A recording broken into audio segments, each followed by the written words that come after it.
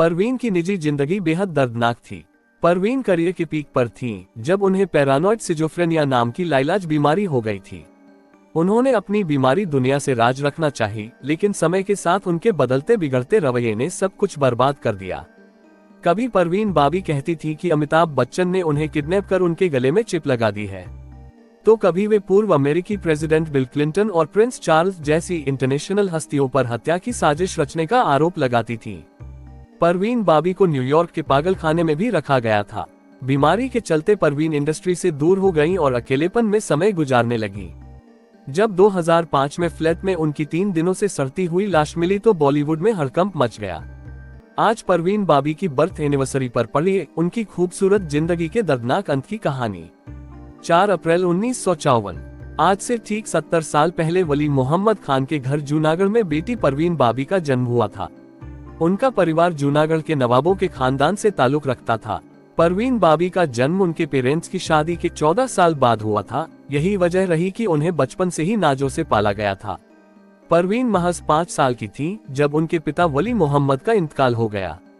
ऐसे में उनकी मां जमाल बख्ते बाबी ने अहमदाबाद में अकेले रहते हुए उनकी परवरिश की। माउंट कार्मल हाई स्कूल से पढ़ाई करने के बाद परवीन ने सेंट जेवियर कॉलेज से इंग्लिश लिटरेचर की डिग्री हासिल की। परवीन बाबी कम उम्र से ही बेहद बोल्ड थी। मॉडर्न कपड़े पहनकर खुलेआम सिगरेट पीने वाली परवीन अक्सर लोगों का ध्यान खींच लिया करती थी। यही वजह रही कि महज 18 साल की उम्र में परवीन को बड़े बड़े मॉडलिंग प्रोजेक्ट मिलने लगे। एक दिन उस दौर के पॉपुलर फिल्म मेकर B.R. इशारा अहमदाबाद में एक फिल्म की शूटिंग कर रहे थे। परवीन भी शूटिंग देखने पहुंची थी। जब शूटिंग ब्रेक हुआ तो मिनीस्कर्ट पहनकर पहुंची परवीन सेट से बाहर खड़ी होकर सिगरेट पीने लगी।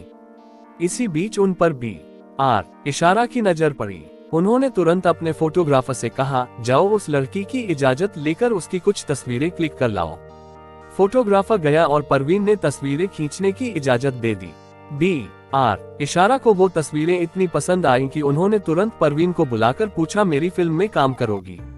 परवीन ने उन्हें बड़े कॉन्फिडेंस से जवाब दिया, कहानी पसंद आए तो जरूर करूंगी। जवाब सुनकर B.R. इशारा दंग रह गए कि कैसे एक यंग लड़की में इतना कॉन्फिडेंस हो सकता है। उन्होंने तुरंत परवीन को अपनी आने वाली फिल्म चरित्र की कहानी सुनाई, जो परवीन को पसंद आ गई। इस तरह परवीन को उनके करियर की पहली फिल्म चरित्र मिल गई।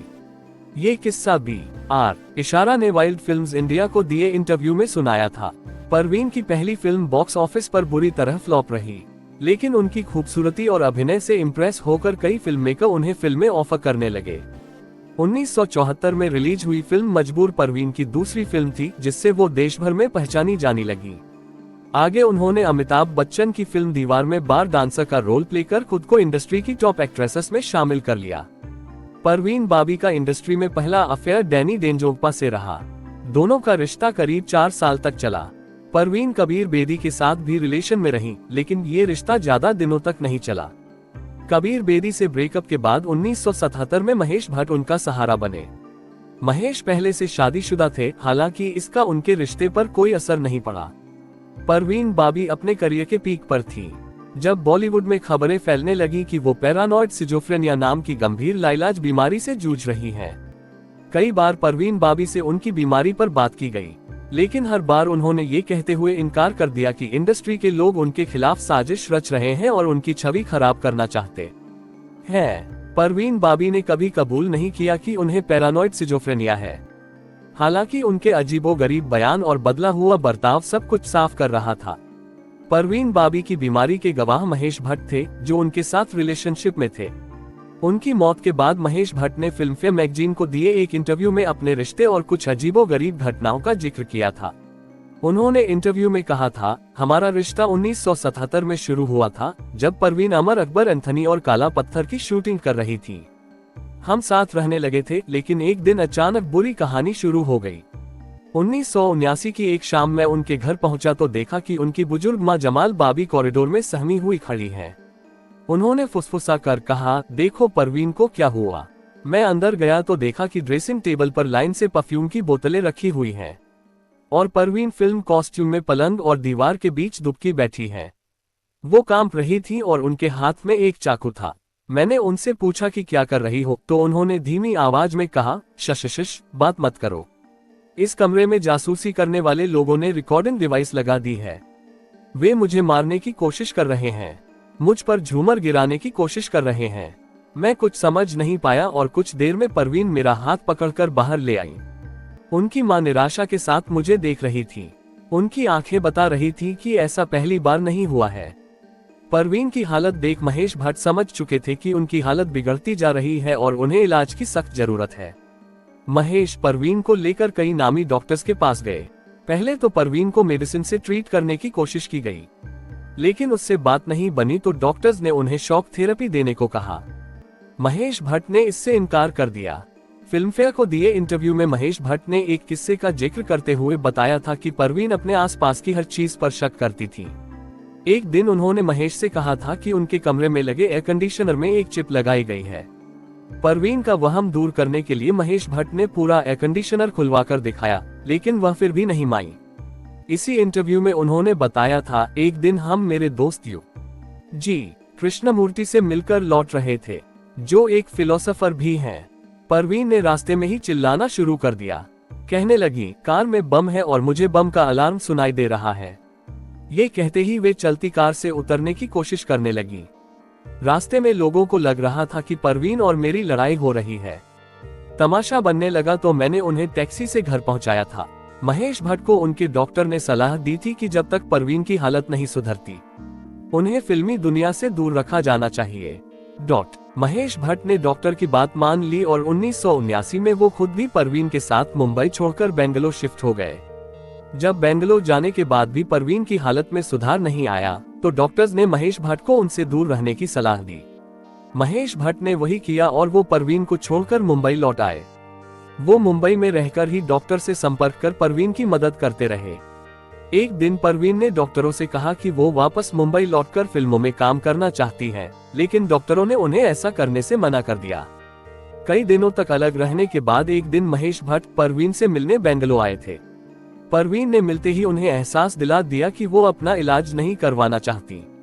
इस बात के लिए महेश को कन्विंस करने के लिए वो उन्हें सिड्यूस करने लगी और कहा, या तो मैं या डॉक्टर। महेश भट्ट समझ गए और उन्हें छोड़कर निकल गए।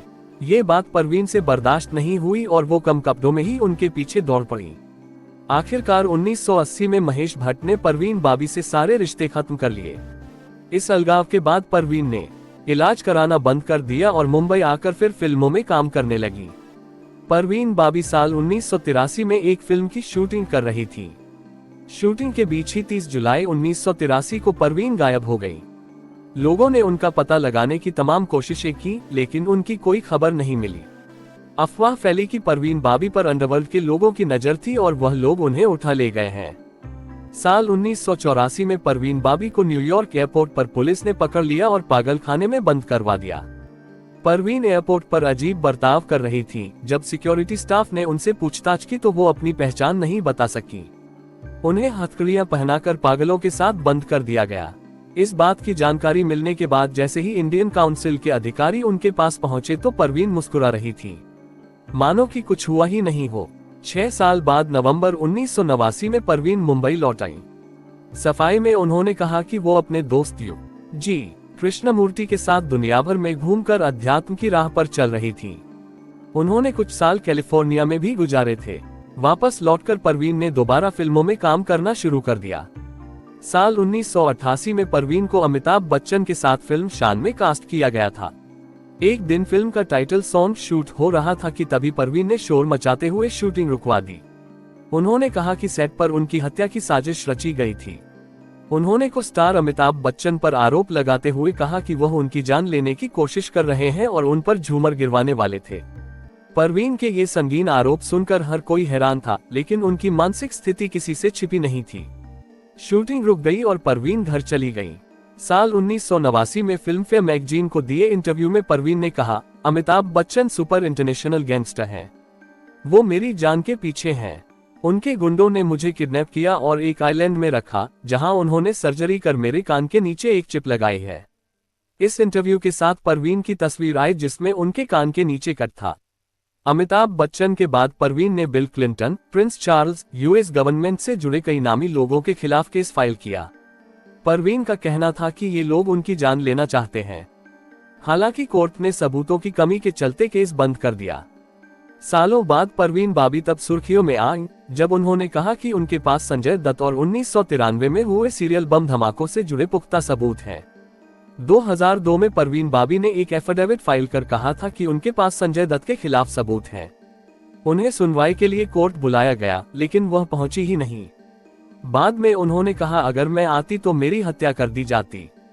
परवीन जुहू स्थित फ्लैट में अकेले रहा करती थी। वो लोगों से सिर्फ कॉल के जरिए संपर्क करती थी। जब भी उनके पास कॉल आते थे तो वो कहती थी कि उनका कॉल सर्विलांस पर है, जबकि परवीन खुद सारे कॉल रिकॉर्ड करती थी। परवीन बाबी के अपार्टमेंट के बाहर दूध के पैकेट और अखबार जमा हो रहे थे। वो आमतौर पर रोजाना अखबार और दूध समय पर उठा लिया करती थी, लेकिन उस दिन पड़ोसियों ने गौर किया कि परवीन कई दिनों से घर से बाहर नहीं निकली है। जब पड़ोसियों ने पास जाकर जानने की कोशिश की तो फ्लैट से सड़न की बू आ रही थी। वो दुर्गंध इतनी तेज थी कि कोई दरवाजे के पास सांस नहीं ले पा रहा था। पड़ोसियों ने तुरंत पुलिस को खबर दी और जब पुलिस ने दरवाजा तोड़ा तो मंजर दिल दहला देने वाला था। परवीन बाबी की लाश बिस्तर पर पड़ी थी, लेकिन पहचानने लायक नहीं थी। कमरा पूरी तरह बेतरतीब था और बिस्तर के पास एक व्हीलचेयर पड़ी थी। परवीन बाबी की मौत उनकी लाश मिलने के 72 घंटे पहले ही हो चुकी थी, जिससे उनका शरीर सड़ चुका था। खबर मिलते ही बिल्डिंग के नीचे मीडिया जमा हो गई। वहां कोई रिश्तेदार नहीं था जो इनकी बॉडी को क्लेम करे। महेश भट्ट ने इंटरव्यू में बताया था कि वह 22 जनवरी 2005 का दिन था जब मैं एयरपोर्ट पर था। हैदराबाद से वापस आते हुए मेरे फोन में एसएमएस की बाढ़ आ गई थी। एक मैसेज खोला तो पता चला कि परवीन की मौत हो चुकी है। वह अपने अपार्टमेंट में मरी हुई मिली थी। मेरे लिए यकीन करना मुश्किल था। मुझे पता चला कि उनकी डेड बॉडी कूपर अस्पताल में है और कोई रिश्तेदार बॉडी क्लेम करने नहीं पहुंचा। मैंने उसकी जिम्मेदारी ली। परवीन मेरी कामयाबी का कारण थी। उससे अलग होने के बाद ही मैंने फिल्म अर्थ बनाए और कामयाबी हासिल की।